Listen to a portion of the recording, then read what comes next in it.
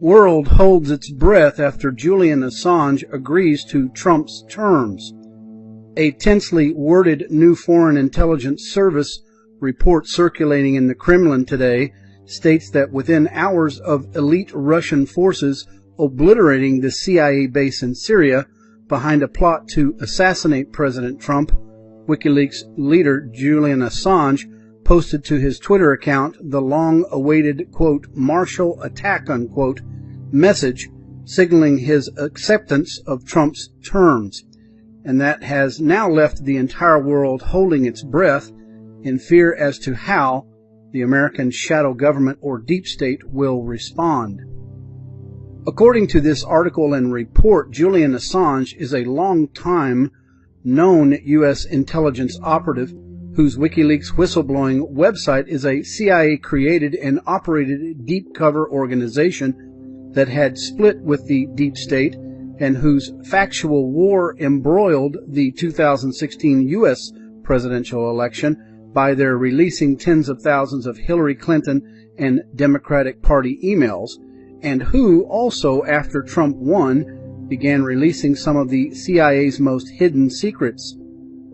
In fearing that Julian Assange would begin posting further CIA secrets, this report details President Trump began planning to free him from his forced deep state confinement in London's Ecuadorian embassy, but with the plan eventually meeting failure when, on December 25th, the U.S. Office of Naval Intelligence posted to the U.S. Navy Twitter account the words Julian Assange, thus signaling they were preparing at all costs to keep Trump from freeing Assange. In fearing that President Trump was going back on his word to free him after the U.S. of Naval Official Intelligence posted their ominous December 25th Twitter account message, in fearing that President Trump was going back on his word to free him after the U.S. Office of Naval Intelligence posted their Twitter message, Julian Assange, the warning tweet, this report continues that several days later, on January 1st, Julian Assange posted a cryptic tweet featuring a 60-character code along with a link to the music video Paper Planes, a code referring to a dead man's switch intended to trigger the release of documents in the event of his death, and who exactly the lyrics state, "If you can catch me at the border, I got visas in my name, and I've got more records than the KGB, so, no funny business," unquote. In response to Julian Assange's January 1st warning, this report notes that President Trump on January 3rd shocked the deep state to its very core by releasing the bombshell news that he had just authorized his attorney to file a motion in U.S. federal court absolving Assange of committing any crimes against the United States, and whose details about are in a motion filed with the U.S. District Court for the District of Columbia on December 29, 2017, in the case of Roy Cockrum versus Donald J. Trump for president. Attorneys for President Trump argued that Julian Assange had a right under the First Amendment to publish the DNC and John Podesta emails, even if the emails were stolen. The case was orchestrated by Project Democracy, a group run by former attorneys from the Obama administration, arguing that then former Trump campaign advisor Roger Stone had conspired with the Russians to publish the DNC and Podesta emails. In a 32-page motion defending the Trump campaign, Michael A. Carvin of the Jones Day law firm, attorney of record representing President Trump, argued that the Trump campaign and, by interference, Julian Assange at WikiLeaks could not be held liable under the First Amendment for a disclosure of stolen information if the information published deals with a matter of public interest, and the speaker was not involved in the theft. In making the argument, Trump's attorneys relied upon Bartnicki versus Vooper, a 532 U.S. Code 514 of 2001, a labor union case in which the Supreme Court ruled a radio station had the right to broadcast a stolen tape of a phone call between the chief union negotiator of a Pennsylvania high school and the chief union negotiator together with the union president. Well, what does this all mean? With President Trump in his shocking U.S. federal court filing showing Julian Assange that he still intended to free him, this report continues by stating the next plan to accomplish this feat involved Ecuador granting Assange citizenship and democratic immunity, but that the deep state thwarted by getting London to say that they would not honor Assange's diplomatic immunity.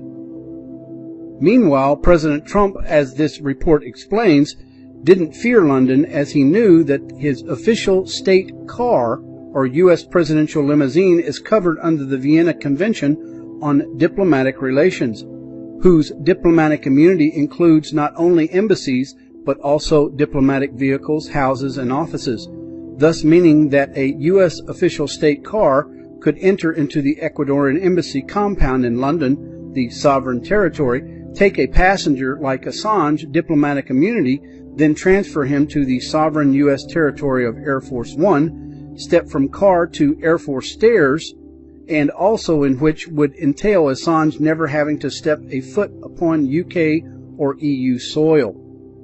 This high-level transfer of Julian Assange to the United States, this report further details, was due to take place during President Trump's visit to London next week, but that Trump had to abruptly cancel after Russia discovered the deep state was planning to assassinate him while he was there using bomb-laden combat UAVs, or unmanned aerial vehicles.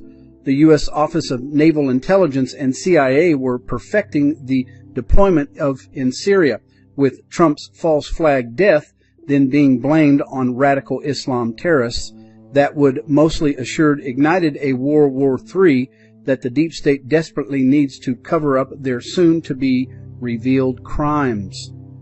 With President Putin knowing full well that the U.S. Office of Naval Intelligence and the CIA were planning, but who only publicly stated, "We know who you are," this report continues.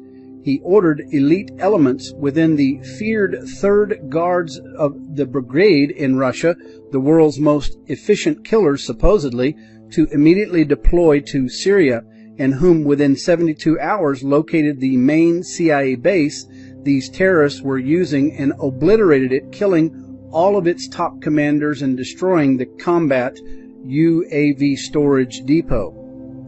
Within hours of President Trump receiving confirmation that this ONI CIA base in Syria was destroyed, this report notes that further communications were made between the U.S. and Julian Assange, and that Assange replied to by posting to his Twitter account a photograph containing a chessboard, unaccompanied by any text, showing a move from the Casablanca versus Marshall chess game of 1918, considered one of the greatest defensive games of all time in chess, known as the Marshall attack, and promoting suggestions that Assange is preparing a checkmate.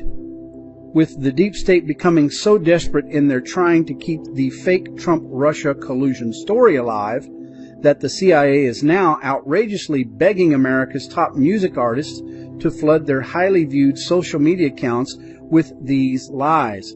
This report concludes that the U.S. intelligence operative Julian Assange represents their gravest threat and is due to him having written and videotaped evidence proving that the late Democratic Party data analyst Seth Rich, not Russia, leaked all of the emails to Wikileaks, and for which Rich was promptly murdered immediately after his meeting with the top aide of Democratic Party leader Debbie Wasserman Schultz, and that has the Democratic Party to this very day still refusing to release the leaks they have between Rich and Wikileaks.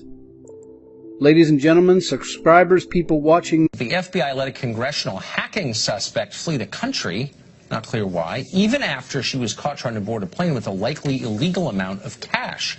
Imran Awan is awaiting trial on charges of fraudulent procurement and bank fraud, but he may also have hacked the computers of numerous House Democrats. Thanks to an FBI blunder, though, his wife is safe at this moment in Pakistan. Luke Rosiak broke that story for the Daily Caller News Foundation, which is a nonprofit that shares a name similar to a website I once started and owned shares in, but no longer run. There's my disclosure. He joins us tonight. Hey, Luke. Hey, so boil us down for us. Why is this a big deal? So this is the pattern that we've seen time and again, where the DOJ and the FBI have evidence of crimes, and particularly in cases involving Democrats and the politically connected, and then there's just no charges. And it's stuff that everyone knows. If the average Joe were to do this stuff, they're going right to jail. So what would be the charges in this case that are not being filed? So the House Inspector General found before the 2016 election that these guys made unauthorized access to House data. They were impersonating members of Congress. They were funneling data off the House network. They were covering their tracks. The House tried to block them. They found ways around it. This is malicious intent. These guys, this is hacking. This is cyber infiltration. And so the House Inspector General spent 6 months putting together this report, whole team of government investigators, and they conclude that they're doing all these things.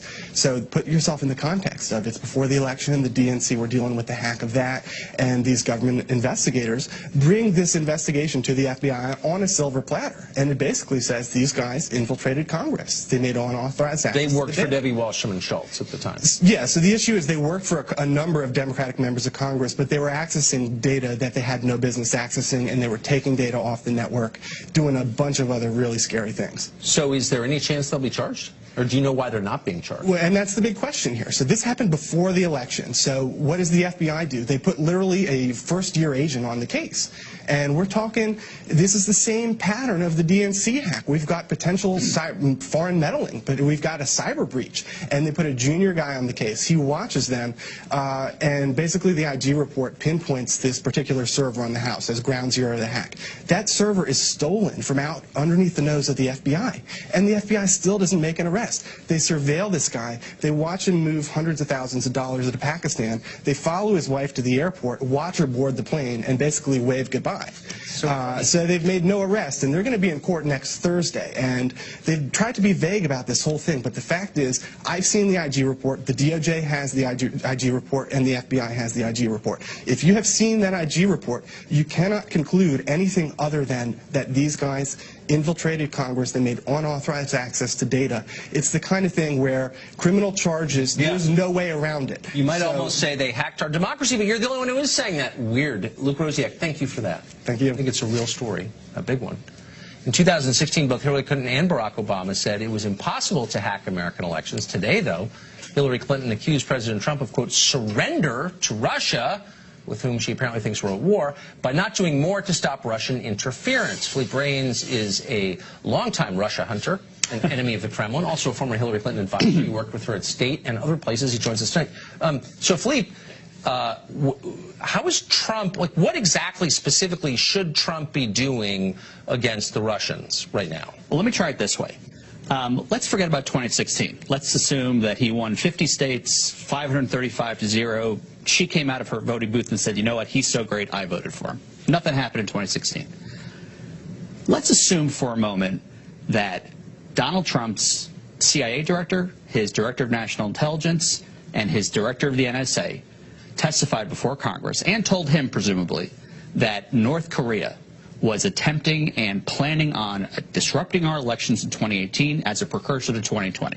And they were doing so with the intent of disrupting the incumbents, and they might hurt House members who are incumbents. What conversation would be having then? I guess I would. Here's, like, I've been here most of my life. I don't really care what a lot of people in Washington State, because they're dishonest and stupid. Well, for a moment, let's stipulate. You really telling me that Russia, which has a contracting economy and population and position on the world stage, a single military base outside its own borders, is a graver threat to the United States than China, or even in the well, first off, I don't think it's whack-a-mole. They could both be significant adversaries. We're not talking at all. We're sucking up to China.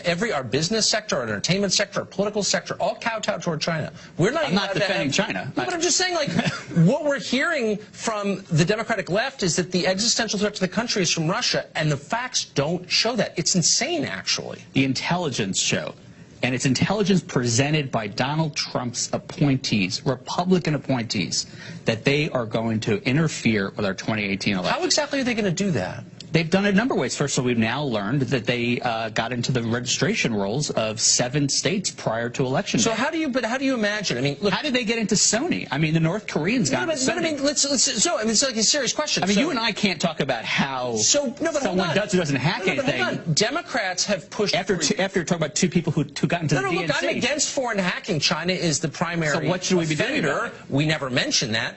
Democrats have pushed for years online voting because they think it will increase their share of the turnout because it makes it easy and their voters don't like to get out of bed and go to the polls. So how can they still... I'm nodding, but I don't agree with that. Okay, but how can they still be pushing for online voting if we face this hacking threat from foreign countries? Why wouldn't we just use paper ballots? I don't think this is as simple as online voting. Who in the United States... That's not more vulnerable than paper ballots? Who in the United States is in charge of protecting us against China? Interfering with our elections, even if it's hard, even if it's going to fail. Who's in charge? Well, presumably you would think our captains of industry, of entertainment, Silicon Valley, our military, our Who's in charge of fighting opioids? I don't know. I mean, Kellyanne Conway. Okay. Why wouldn't there be a White House coordinator? But what would he do? I guess that's what I'm saying. Or she. Okay, well, I'm actually using the broadly accepted pronoun that can stand for either one. But let's just say it was Mike Pence for a moment. Right. What he would do is he would do a number of things. First of all, he would take a whole-of-government approach.